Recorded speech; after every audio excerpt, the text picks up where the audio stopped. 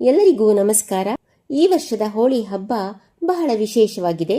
March 3ನೇ ತಾರೀಕು ಹೋಳಿ ಹುಣ್ಣಿಮೆ ಜೊತೆಗೆ ಪೂರ್ಣ ಚಂದ್ರಗ್ರಹಣ ಕೂಡ ಸಂಭವಿಸ್ತಾ ಇದೆ. ಇದು ಕೇವಲ ಗ್ರಹಣ ಅಲ್ಲ, ನಮ್ಮ ಅಂತರಾತ್ಮವನ್ನ ಶುದ್ಧೀಕರಣ ಮಾಡುವಂತ ಸಮಯ. ಅಂದು ಬೆಳಿಗ್ಗೆ 6:23ಕ್ಕೆ ಸೂತ್ಕ ಆರಂಭ ಆಗತ್ತೆ. ಮಧ್ಯಾಹ್ನ 3:20ಕ್ಕೆ ಗ್ರಹಣದ ಸ್ಪರ್ಶ, ಸಂಜೆ 6:48ಕ್ಕೆ ಮೋಕ್ಷ. ಸಣ್ಣ ಮಕ್ಕಳು, ವೃದ್ಧರು ಮತ್ತು ಅನಾರೋಗ್ಯದಿಂದ ಬಳಲ್ತಾ ಇರೋರಿಗೆ ಈ ನಿಯಮಗಳಲ್ಲಿ ವಿನಾಯಿತಿ ಇದೆ. ಇವರು ಮಧ್ಯಾಹ್ನ 12:20ರ ಒಳಗೆ ಲಘು ಆಹಾರವನ್ನ ಸೇವನೆ ಮಾಡಬಹುದು. 3:20ಕ್ಕೆ ಗ್ರಹಣ ಆರಂಭವಾದ ನಂತರ ಎಲ್ಲರೂ ಕಟ್ಟುನಿಟ್ಟಾಗಿ ನಿಯಮ ಪಾಲಿಸೋದು ಕ್ಷೇಮ. ಕರ್ನಾಟಕದಲ್ಲಿ ಚಂದ್ರೋದಯದ ನಂತರ ಅಂದರೆ ಸಂಜೆ 6:28ರ ಸುಮಾರಿಗೆ ಗ್ರಹಣ ನಮಗೆ ಗೋಚರವಾಗುತ್ತೆ. ಆದರೆ ಗ್ರಹಣದ ಸಂಪೂರ್ಣ ಅವಧಿಯಲ್ಲಿ ಅಂದರೆ ಮಧ್ಯಾಹ್ನದಿಂದನೇ ಜಾಗರೂಕರಾಗಿರೋದು ಬಹಳ ಅವಶ್ಯಕ.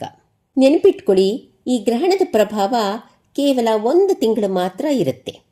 ನಿಮ್ಮ ಶಕ್ತಿಯನ್ನ ರಕ್ಷಿಸಿಕೊಳ್ಳೋದಕ್ಕೋಸ್ಕರ ನಿಮ್ಮ ಎಡಗೈ ಮಣಿಕಟ್ಟಿನ ಮೇಲೆ ನೀಲಿ ಬಣ್ಣದ ಇಂಕ್ನಿಂದ 718153 ಅಂತ ಬರ್ಕೊಳ್ಳಿ.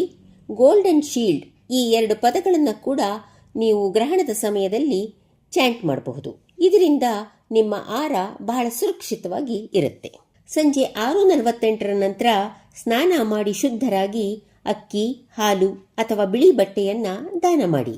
ಈ ಹೋಳಿ ನಿಮ್ಮ ಬದುಕಿನಲ್ಲಿ ಹೊಸ ಬೆಳಕನ್ನ ತರಲಿ. ಎಲ್ರಿಗೂ ಶುಭವಾಗಲಿ.